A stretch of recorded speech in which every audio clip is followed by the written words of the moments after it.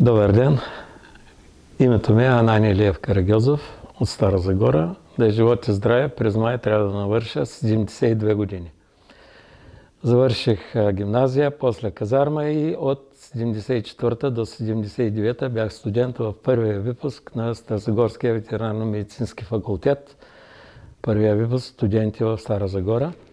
Завърших, 7 години работих на различни места като ветеринарен лекар и от 86-та есента започнах работа в, тогава се наричаше техникум по ветеринарна медицина. 32 години, 2018 се пенсионирах. През този период училището 3 пъти се смени името, беше техникум, после стана професионална гимназия и накрая национална професионална гимназия. Смених 6 директори, за заместник директорите няма да казвам колко са. И в крайна сметка в този период бяхме поощрени доста колеги да завършим и педагогика, за да имаме повече опит при обучението и преподаването на децата. Първите 10 години бях само учител, после преминах на работа като възпитател в общежитието. Още от дете се интересувам от история и съвсем естествено, когато започнах работа, постепенно интереса ми към историята на училището, неговото създаване, хората, които са го правили, прерасна в много трайни занимания с това. Бях поощрен от ръководството и поех задължението да създам една трайна музейна експозиция на училището. До тогава, до моята намеса е имало такива на различни места, за кратко, но поради различни промени и поради факта, че известно време сградата на училището е била използвана от Висшия институт като учебна зала. Много от нещата, които са били събрани и експонирани, са изгубили по някаква причина. Беше ни предоставена от ръководството възможността в тази зала на втория етаж на общежитието да разгърнем музейната експозиция, която продължава и до днес. А самата експозиция беше създадена 2008-2009 година. Съвместно работихме с моята колега по история Румяна Лазарова. После, след нейното пенсиониране, аз продължих сам, а след пенсионирането ми нещата се поеха от колегата ми, доктор Дамян Георгиев. Виждам, не бях влизал доста време в музея и сега, когато съм вътре, виждам, че той много добре се справя и поддържа нещата. И му пожелавам да продължава в този дух. Най-интересно, което мога да кажа за училището, са неговите символи. Много други неща мога да говоря, но символите, това е и темата, поради която основно бях помолен от създателите на този филм. Символите на едно нещо са най-напред името му. Нашето училище е имало 2 имена. Първоначално е било кръстено на името на един руски учен агроном. Вилямс. Точно 3 имена не мога да кажа. Но след като се взема окончателно решение училището да се ориентира единствено и само в подготовка на кадри за ветеринарната медицина, се решава да бъде променено на името на големия руски учен физиолог, изследовател на животните Иван Павлов, което носи и до днес. Втория символ на едно училище са нещата, които то създава в времето. Това са някакви символни знаци. Едни от тях е примерно униформата. До времето на активния социализъм, така можем да речем един период до към 80-та година, всички училища в България и общи и специализирани технически са имали униформи, а на самите униформи са поставени специални знаци, които символизират работата на самото училище, примерно строителен техникум, лише механотехникум, електро, а при нас ветеринарен.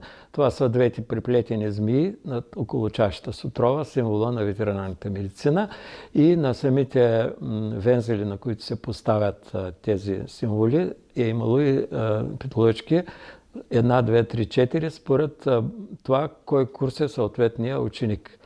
Това е било на мъжките униформи, на сака. Женските униформи не са имали такива знаци. След като отпада саката при жените, По-подробно това може да се види в архивите. Има запазени униформи от този период и може да се види къде са били поставени вензелите. А при някои училища и в нашото също е имало вензели на шапките, които са носили барети при момичетата и шапки с малки козирки, тип военни при момчетата. След това, подобни на тези символи и знаци, наричат се вензели, са и други символи, които се изработват по определени поводи. Това са значките. Аз не мога да кажа колко значки не съм успял да открия през този период от време от 1949 година, когато формално започва училището, колко значки е имало и по какви поводи. По мое време първите значки, които бяха изработени, бяха по повод 60 годишнината на училището. Това е 2009 година. След това, когато се смени името от професионална гимназия за национално-професионална гимназия, не зная дали има изработени значки, би трябвало да има, ако няма, призовавам ръководството да се погрижи за това. Искам да обясня на тези, които ще гледат филма и нямат представа, статута за национална гимназия на едно училище се дава, когато училището се обучават деца от повече от 5 области в страната. В нашето училище минимум е бил 10, доколкото разбрах сега от хората, с които разговарях предварително, са около 15 областите от България, в които имаме деца. От всички южни български области, Бургас, Сливен, Ямбол, Стара Загора, Хасково, Кърджали, Пловдив, Смолян, Пазарджик, Кюстендил, Благоевград, от София, има от Търговище, от Варна и не зная, може би и от някои други. По 1-2 дечица, но има. И това определено защитава статута ни на национална професионална гимназия. Друг символ на едно училище в случая е всички онези материални неща, които то създава през годините. Символ могат да бъдат изявени личности, които са се издигнали в обществото и са били възпитаници. Ние имаме такива, не мога в момента поименно да ги назова, и не само в областта на ветеринарната медицина и изобщо на медицината, но и в други области. Друг символ, това са онези знаци, неща, които училището сътворява. Участие в различни международни или вътрешно-държавни събития. Училището ни има 10 много престижни награди за Стара Загора и изобщо държавни награди. Училището ни има участие в различни международни, по различни проекти, събития и също там получава някакви награди. Всички тези награди, включително и купите от спортната дейност, са все пак някакви символи. И искам да отбележа този факт, че за разлика от повечето училища в България, които музейната им експозиция се изразява в няколко шкафа в коридора, в които са поставени най-вече наградите и купите от различни спортни състезания, малко са училищата в България, които имат музейна експозиция. За съжаление няма такива идеи в Министерството на образованието и науката да се задължат всички училища, особено училища с традиция, да изградят подобни музейни експозиции. В работата си като музеен организатор получавах съдействие от музейните работници на Стара Загора. Дори в състава на Исторически музей Стара Загора има специално хора, които отговарят за тези музейни експозиции по училища, по читалища и други. Консултират ги и наблюдават какво се случва в тях. И искам да кажа за един от хората, които имат най-голяма заслуга за материалните символи на нашето училище. Това е човек, който цялото му име, тук е кратката му биография, Венцислав Илиев Тонов. Роден е в 40-та година, село Петърница, Плевенско. Не мога да кажа коя община точно е в това, дали е Плевенска или някой от съставните. Венцислав Тонов е художник-скулптор. Завършва Художествената академия в София и започва работа като такъв. Дълги години е преподавател в гимназията по художествени занаяти в Трявна. След това се мести и работи на различни места и в родното си село, и в някои други градове, и в Стара Загора. Пребивава около 10 години. Като негов подслонен дом е нашето училище. Той официално е бил назначен за скулптор тук от един от най-дълго управлявалите директори на училището ни, доктор Койчо Койчев. Мисля, че сигурен съм, че той е още жив и би могъл с запазена памет да разкаже доста интересни неща за неговия и приятел. Аз се сприятелих с Венцислав Тонов, макар че дойдох на работа по-късно, но той беше много любезен и активен и ми оказа съдействие в моята изследователска работа за музея. Какво се установи за него? Нещо, което би трябвало всички старозагорци и възпитаници на училището да знаят. Изключително активен скулптор. Негово дело са скулптури, които са знакови за нашия град. Една от тях, най-известната, това е двете мечета на входа на зоопарка в Стара Загора. Не мога да кажа точно коя година са изработени. Макар че е работил в училището основно, той е изпълнявал поръчки и е участвал в различни такива проекти. Затова и му е било възложено да направи някакъв символ на конкурса, на който се е явил, е бил спечелен от него и са му възложили и изработил това. Друга знакова фигура това е двете мечки. Мечката е мечето на така наречения по нашему със старото му име Айбунар или меч-кладенец. И трета знакова фигура за нашия град е дивия козел, който се намира на източната, в дворчето от източна страна на сградата на Горско-стопанския комбинат. Мечетата са в каменни скулптури, а онази е бронзова скулптура. Дори аз преди време, когато той почина, отидох да се срещна с директора на Горското, да му кажа за този факт. Те дори не знаеха кой е скулптура и така нататък за тази скулптура, кой е автора. Мисля си, че би могло някой човек, който има интереси, може би от галерията, доброволно или с поръчка да направи едно пълно изследване на делото на Венцислав Тонов в нашия град, да се преразрови в документи, в архиви, да разпита хора, които помнят нещо от това, неговата съпруга, която живее в Трявна, защото делото на този човек, творец, е наистина голямо. Например, мога да кажа, ще ми позволите да погледна в списъка, че не помня по памет всичко, мога да кажа, че в негово дело са скулптурите в костницата в село Ясеново. Негово дело е скулптурната фигурата на генерал Скобелев.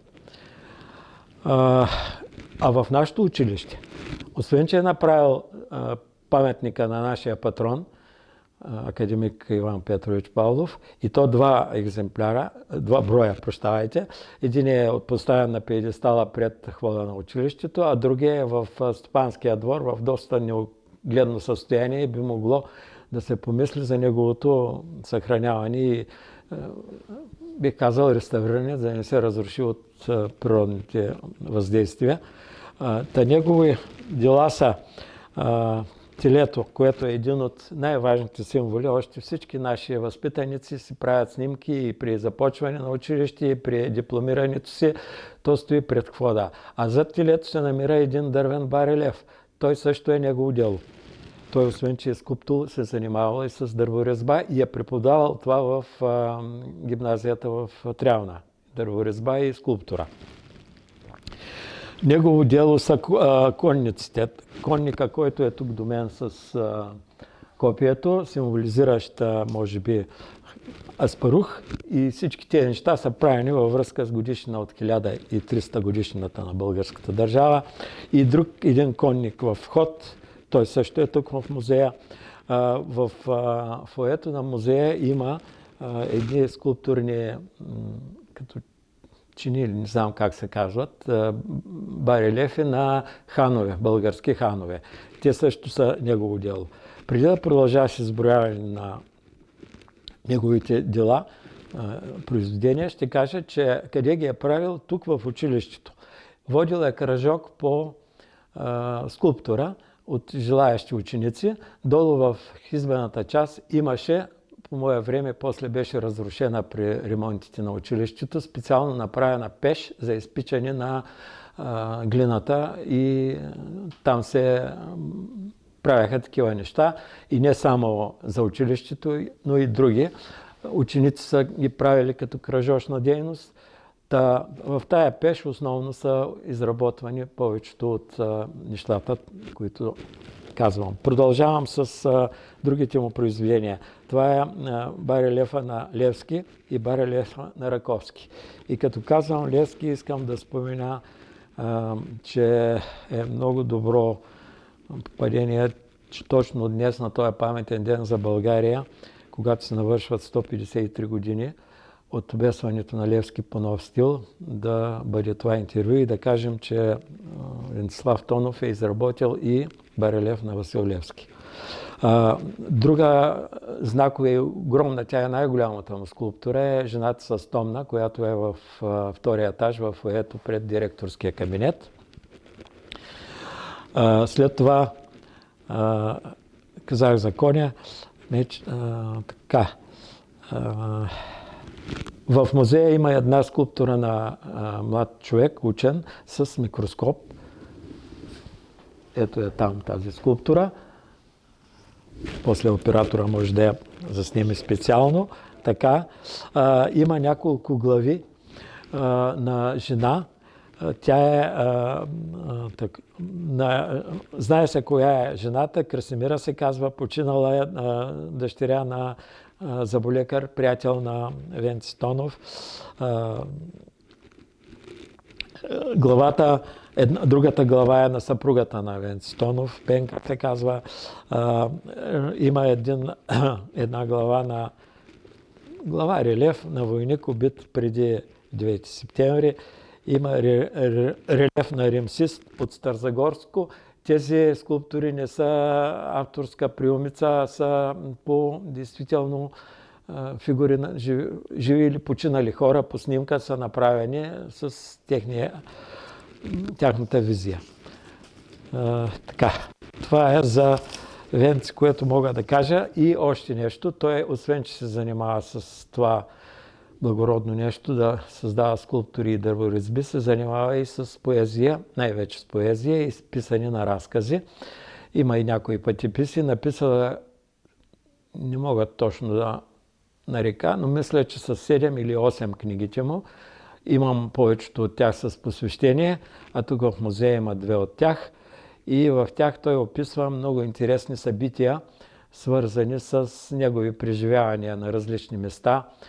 Но едно от най-интересните неща, които трябва да се каже за него, че той дълги години беше като нещатен сътрудник на училището. Дълги години училището ни имаше и формално юридически все още има една база на морето в град Ахтопол до самия кей, бивше кино, което училището е закупило и превърнало в почивна база за служителите и учителите в училището. Цяло лято по график ходихме там на почивка семейно. Той беше там непрекъснато, посрещаше всички, настаняваше, изпращаше, без да получава заплащане за това. И от това негово пребиваване на морето се е вдъхновил и е написал много интересни разкази за морето и за рибари и за други такива интересни случки, които е преживял. Доктор Карагьозов, казахте барелеф на Васил Левски. Да. Къде се намира този барелеф? Не е ли в фоето пред стената срещу телето? Тук в училище? Тук в училище мисля, че е. И на Раковски. Да. Мисля, че са там, но не съм сигурен. Трябва да се видят. ако са прибрани или по време на ремонта на училището, ако са прибрани, значи той ще може така. Да. Така. И другото, което мога да кажа на уважаемите зрители на този репортаж или филм, за един от най-нематериалните символи на училището, това е ореха през сградата. Вълнувам се, защото неговият автор е мой и учител, и ръководител Димо Янков Димов, възпитаник на училището за периода 54-58 година. Завършва техникума, работи като ветеринарен техник, а след това идва в училището и макар че няма висше образование, нито ветеринарно-медицинско, започва работа като те бяха трима такива много кадърни ветеринарни техници, работиха като учители по практика, защото нашите ученици, особено в предишните периоди, много добре бяха обучавани за практически умения, а не само теоретични знания в стопанския двор, където има кабинети подходящи и пособия за това. Господин Димов е един от тях. А след това до пенсионирането си беше и управител на общежитието. Разказът е много кратък, но е много съдържателен и много вълнуващ. Сега не зная, той може би ще се изреже, тук ли да го прочита или в пред сградата. Там ще разсея звука. Да. Сега ще го прочита пред вас, а оператора после и авторите на филма ще заснемат орехчето и нещата, които са описани в него. Разказът е написан по повод 60 годишнината на училището и е датиран с 25 септември 1969 година. 2009 година. 49-та е създадено училището, в септември месец започва първият випуск и 2009-та 60 години. Отначало училището е провеждало занятията си в сгради в града, а 54-та година новата сграда вече е пусната в действие, довършена и учениците се обучават тук. По-късно е построено и общежитието. Известно време то е било дадено на Висшето училище, Висшия институт по зоотехника и ветеринарна медицина. Дори много мои съвипускници живееха тук и съм идвал на гости при тях по стаите. А след това вече, когато започнах работа тук, бях и служител в тази сграда. И мисля, че с този разказ ще приключим. Освен ако вие нямате преди да го прочита някакви въпроси, авторите на филма са пред мен. И имате ли нещо да ме питате преди да прочита разказ? Орехчето.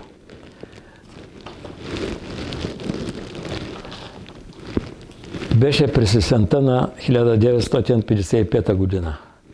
Техникума започна учебните занятия в новата сграда. Макар и отвън недовършена, учениците помагахме в разчистването на района и на групите строители. Аз бях във втори курс. Помагах на каменоделците пред входа. Каменоделците облицоваха колоните, двете големи колони на входа. Млади работници искаха да отсекат едно малко орехче близо до стълбите, пречело им на работата. Тогава майстора свали прашната престилка, отърси праха от ръцете си, изправи се и се обърна на изток. И каза: проклет да е оня, който отсече орехчето, да му изсъхнат ръцете. Облече се престилката и продължи да работи. До днес, 60 години, никой не наруши проклятието на майстора. Орехчето оцеля. Пазете орехчето. Димо Янков Димов. И това мога да пожелая на бъдещите ръководители на училището и учениците. Пазете орехчето. Благодаря. Тук има много неща, където по-скоро Така, да допишем, да допълним с... Да. Готово ли?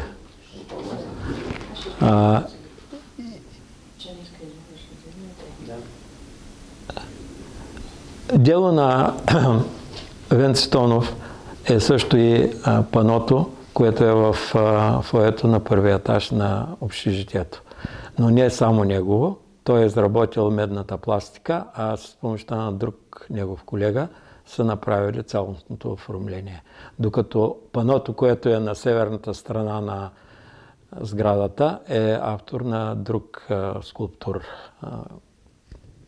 който не мога в момента да ви кажа името, защото съм го забравил, но се знае кой е, може да се открие и да се впише в аналите на училището, както и тази рисунка на Зелени Балкани, която е пък на източната страна.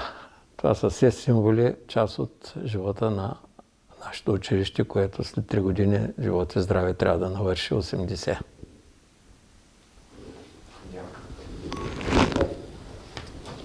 Така, ти записи ще го обработиш, ще изрежеш, не нужно, да. Друг от символите на училището ни, който е символ в световен мащаб, са знамената. Знаят хората, които слушат това, че има знамена на почти всичко. На държави, на градове, на спортни организации, на военни формирования, на какво ли не, включително и образователните звена, университети, училища, от различните нива на обучение също си има знамена. Знамето, герба и името са едни от основните символи на една обществена структура. Нашето училище не прави изключение, разбира се, и през своята история от създаването си до 1949 година до днес е имало следните знамена. Най-напред първото знаме, разбира се, на червен фон според тогавашните повели на социалистическата държава, с изписване на името на първия патрон Вилямс с сърпа и чука. Следващото знаме вече с превръщането на училището, което още не е било ясно, вече казвах това, какво ще бъде, когато той решава да бъде само ветеринарно училище, ветеринарен техникум, едно доста красиво знаме за времето си, доста пожълтяло. По-късно е било изработено друго такова, което явно се е изгубило, защото го няма в музея, на което беше изписано и името на патрона Иван Павлов и неговия образ. След 90-та година във всички звена и институции и организации в България се смениха знамената и този червен фон изчезна. На някои места остана, разбира се, но с променени текстове. При нас се възприе синия цвят, който е характерен за ветеринарната медицина. И на син фон се изписаха името на училището и вече новото наименование професионална гимназия по ветеринарна медицина. Но това стана 2005 година, когато се възприе определението професионална гимназия. До тогава съществуваше старото знаме с ветеринарен техникум. След смяната на името на Национална професионална гимназия, когато според правилата едно училище да бъде национално, трябва да се обучават в него деца от повече от 10 области, се изработи ново знаме, което е актуално и не е в музея, се съхранява в фоето на училището пред директорския кабинет. То се носи, както и другите знамена са се носили по време на тези празнични шествия, осъществяване на 24 май, на 5 октомври, деня на Стара Загора и при други тържествени случаи представяния на училището на различни места в града или извън него. Училището има и още няколко други знамена. Едно от тях, много интересно знаме, характерно за всички обществени организации младежки в този период, е знамето на младежката организация, тъй като всички или почти всички ученици са били членове на Димитровския комунистически младежки съюз и тази организация също си е имала знаме, което също се съхранява в музея. И най-интересното за нашето училище, че през почти цялата му история е имало учители, това число и аз съм един от тях, които са се организирали децата да ходят на различни туристически прояви, на екскурзионно летуване, експедиции до исторически места по стъпките на различни исторически личности или просто посещения на националните туристически обекти. И в началото още, когато се създава това движение, е имало някакво... не мога да кажа какво точно е било, защото не съм го виждал, то се е изгубило, но по-късно е било направено много хубаво такова експедиционен отряд на името на една партизанка, Иванка Терезиева, и то също се съхранява в музея. Основните ръководители тогава на туристическото движение и тези експедиционни отряди са учителите Евгения Молова, която още е жива, и Антон Гранчаров почина. По-късно, вече след 90-та година, моя милост и учителя Димитър Петров поехме тази щафета, но без да използваме знамена, и организирахме децата за същите туристически дейности. Има и още едно знаме, което също не го виждам в музея, явно се е изгубило при трансформациите, които музея претърпя. Знаме на така наречените бригадирски отряди. Всички ученици и студенти по времето на социализма бяха задължително водени на бригади в началото на учебната година за прибиране на реколтата и други помощни дейности. И отделните групи и отряди от училищата си имаха знамена, провеждаха състезания с тях, крадяха се, една доста романтична практика и преживяване от този период на българската държава. То също явно не се е запазило, след като го няма съхранено в музея.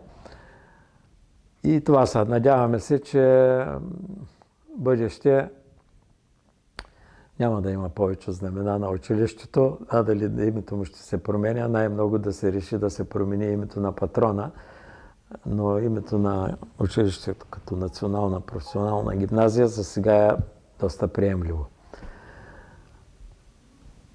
Надявам се, че с тези неща, които изказах за символите на училището ни, за гербовите, за патроните, за униформите, за знаците, за наградите, за бюстовете, за знамената и най-вече за това дърво пред сградата, което е един вид като